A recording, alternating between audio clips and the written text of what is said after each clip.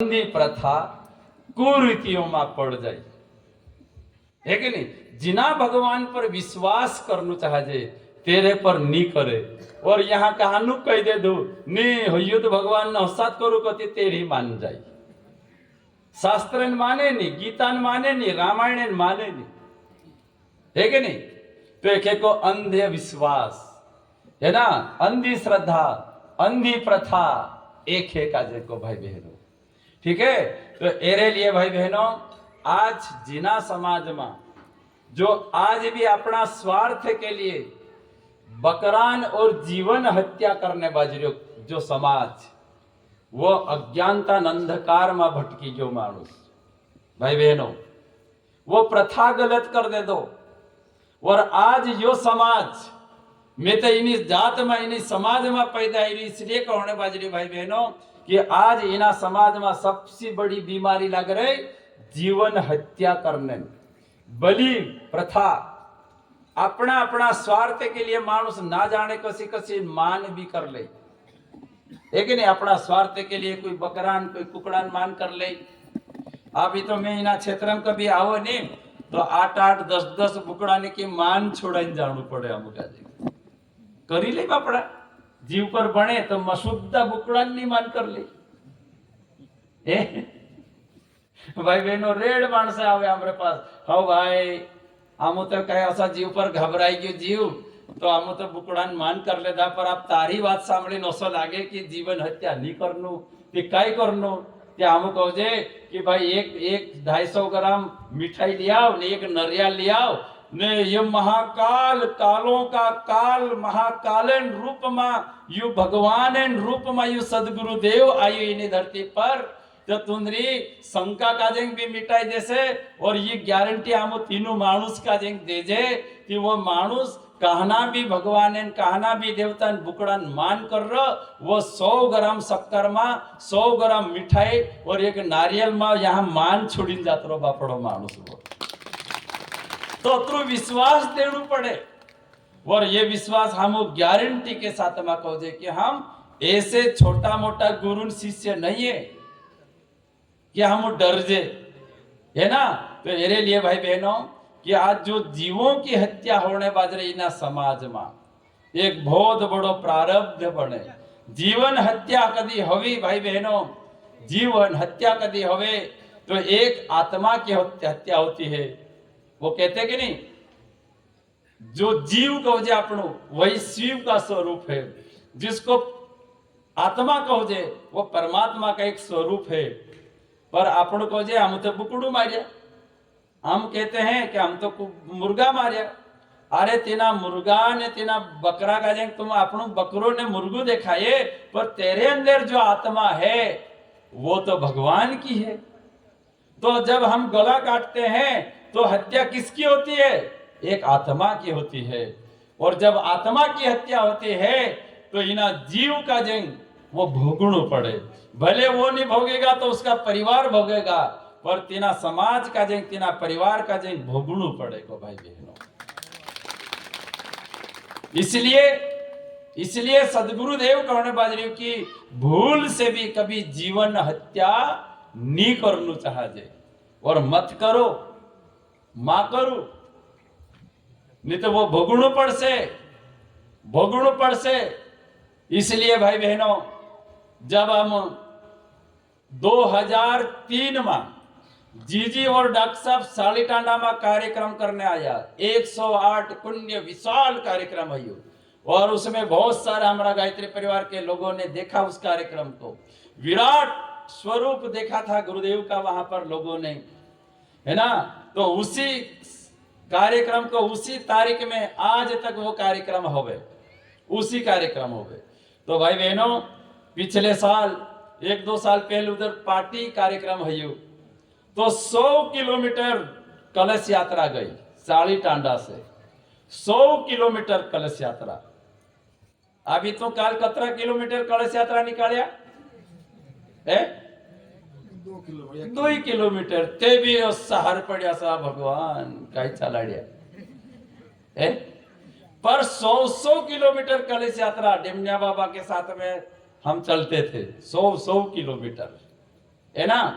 तो भाई बहनों, जब पार्टी हम कार्यक्रम में जा रहे थे कलश यात्रा लेने, वो भी तपती धूप, गणगौर का महीना, उस समय कतरू धूप रहा उस समय पे, और वही तारीख 13, 14, 15 अप्रैल का कार्यक्रम होता है।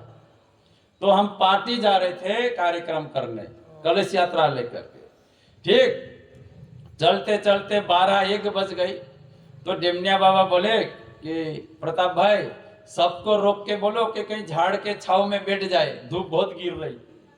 तो सबको बोला, सब अपने झाड़ों के सब जा के बहने माताएं बहने, कहीं वो भी 4-4, 5-5 हजार लोग चलते थे, कम भी लोग थोड़ी, वो भी नंगे पैर। तो फिर एक जगह हम भी छाव में बैठा, झाड़ के छाव में बैठा गुरु डेमनी बाबू ने हम। तो मैंने बाबा से पूछा कि बाबा अतरी अतरी दूरी नु मानुस का जेंग चालाड़ी ली जाणु, कोई बीमार पड़ जाए, कोई तकलीफ हवे तो एनु मानुस का जेंग आपनो सीधा लीजा कर होणु नहीं, कही देणु कि वहां पार्टी कार्यक्रम छे, कोई मोटरसाइकिल से आ जाए, कोई बस में आ जाए, कोई कहीं भी आई जाए, पर एनु चालाड़ी तो नहीं ली जाणु, अतरे दूर बापड़ा परेशान होवे। तो बाबू हाथ से मार भेड़ी और मेरे तरफ हंसते हुए बाबा बोले कि प्रताप भाई ये तो कोई नहीं जानू, ये कोई नहीं जानते हो कि इनु का जेंग हम चालाड़जे कहा, इनु मानुस का जेंग क्यों उतनी दूर पैदल पैदल चलाते हैं। तो बाबा, मैंने कहा कि बाबा कहा। तो बाबू हंसते हुए बोले कि प्रताप भाई ये जो अपनो जो समाज छे नी, यो समाज कहीं जीवन की हत्या कर रही हो, यो मानुस कहीं बुकड़ा मारिया, कहीं कुकड़ा मारिया, कहीं चिरला मारिया, कहीं माछा मारिया, तो काय को त्राग जीवन की हत्या लग रही इन मानुस के ऊपर। तो गुरुदेव ने कहा कि बेटा अगर इनका उद्धार होगा तो पहले इनके प्रारब्धों को मिटाना पड़ेगा, इन अंदरों पर जो पापन हत्या लग रही, इन पाप से मुक्त कराना पड़ से। तो गुरुदेव ने कहा कि बेटा 2 कारणों से इनके प्रारब्ध मिटेंगे। कहना कारण कही गुरुदेव, एक तो कारण तपस्या से, और दूसरा साधना से। तो साधना तो ये मानुस करी सके नहीं, इनु का जेंग 3 माला जप करू कहते 4 बार देखे साधर भाड़ी भाड़ी कतरीक रह रही, तो ये तो साधना तो करे नहीं, है ना। पर इनु तपस्या कराड़नु, तो ये चालीन जानो, नंगे पैर चालीन जानो, ये एक तपस्या होती है। और ये तपस्या के कारण इनु मानसे के ऊपर जो जीवन प्रारब्ध लग रही हो, जीवन पापन हत्या लग रही, वो मानुस मुक्त है जासे। एरे लिए ये कलश यात्रा इतनी लंबी निकाल जाए आप लोग को डेमनी बाबू। तो गुरुदेव क्या चाहते हैं? गुरुदेव ये चाहते हैं कि हमारे प्रारब्ध को मिटाए, है ना। तो एरे लिए भाई बहनों, आप सब समाज के लोग बैठे हैं, एक जीव की हत्या जो हम करते हैं, भले चाहे जिस कारण में, किसी भी कारण में अगर हम हत्या करते हैं तो वह हत्या का पाप हमको भोगना ही पड़ता है, क्योंकि वो जीव है, वो शिव है, लेकिन उसके अंदर जो आत्मा है ना। तो उसकी हत्या अगर होती है हमारे से तो उसको हमको भोगना पड़ता है। इसलिए भाई बहनों, आदि अनादि काल से आप देखते आ रहे हैं, अगर परंपरा कहते हैं, प्रथा अगर कहूं, तो भाई बहनों थोड़ी से विचार करके देख लो तुम। आज हम जिस परंपरा और जिस प्रथा की बातें करें कि जिन्हों मानुस का जे कभी अपनों कहो जे कि दादा बकरा मत मारो, मुर्गा मत मारो, तो वो क्या कहते, हमारा आड़ा बूढ़ा बाप ज्यादा करता ही रिया, ये तो बातें करेगी, हमारी परंपरा छे, हमारी प्रथा छे। अरे भाई, अगर परंपरा लाना है, पर प्रथा लाना है, तो फिर वो सबरी की परंपरा को क्यों नहीं लाते हो? वो सबरी माता की बातें क्यों नहीं लोगों को बताते हो? वो सबरी ने जो प्रथा को बदलने के लिए उन्होंने इतना बड़ा संघर्ष किया, उस सबरी की बातें क्यों नहीं बात करते हो? वो सबरी की बातें कोई अपनो समाज वालों नहीं करे, पर वो एक सबरी ऐसी थी, वो इस समाज की, एक आदिवासी समाज की एक सबरी थी। और वो सबरी भाई बहनों एक जीवों के हत्या बंद करने के खातिर, है कि नहीं, उसकी शादी में 10-12 बकरे मारने वाला था तेरा माता पिता। तो वो सबरी ने कहा कि दादा मारी शादी करो, पर इनो जीवन की हत्या मत करो, जीव की हत्या मत करो। तो कौन माने? हाँ, तो कई माले हमारा बाप दादा करता ही लिया बस। तो वो सबरी रोती थी कि दादा भाई मेरी शादी करो, पर ये जीवों की हत्या मत करना, और अगर तू जीवन हत्या करसू तो वो पाप मेरे को लगेगा, क्योंकि मारी शादी हमसे। तो उसने भाई बहनों कोई नहीं माना, कोई समाज वाला नहीं माना। तो सबरी ने क्या निर्णय किया, सवेरे बारात आने वाली थी, उसके हाथ में मेहंदी लग गई थी, और वो सबरी ने रात में ऐसा निर्णय लिया कि मारी शादी के कारण इन्हें इस तरह जीव की हत्या ये करेंगे। तो वो सबरी ने रात के 12-1 बजे पूरा परिवार को सो जाने के बाद में अपना घर परिवार के अपना शादी मंडप का जे छुड़ी वो भागी, और ऐसी भागी जंगल में, और एक मतंग ऋषि आश्रम में जात रहे वो सबरी, है कि नहीं, वहां जात रहे। और वहां जाने के बाद में झाड़ के ऊपर छुपती थी वो सबरी कि ये संत भी मैं के यहां से ना निकाल दे, क्योंकि मैं तो आदिवासी जाति की हूं, भिलनी। तो इस डर के कारण वो दिन भर झाड़ के ऊपर बैठी रहती थी वो सबरी। और जब वो ऋषि सो जाता तो वो झाड़ के नीचे उतरती, रूखा सूखा जो भी रहता वो खा लेती थी, और पूरे आश्रम को बहारती थी, आश्रम की सेवा करती थी, पानी भर देती थी। और जब ऋषि का जागने का समय होता तो और वहां झाड़ के ऊपर बैठ जाती थी। तो ऐसी सबरी करते करते एक दिन ऋषि ने देखा कि इस आश्रम की सेवा कौन करता। तो वो ऋषि खिड़की के अंदर, कुटिया के अंदर से खिड़की मार रही देखा करी। तो वो सबरी को झाड़ के ऊपर से नीचे उतरते लो देखियो, और फिर कहा, लेकिन उस सबरी को देख लिया।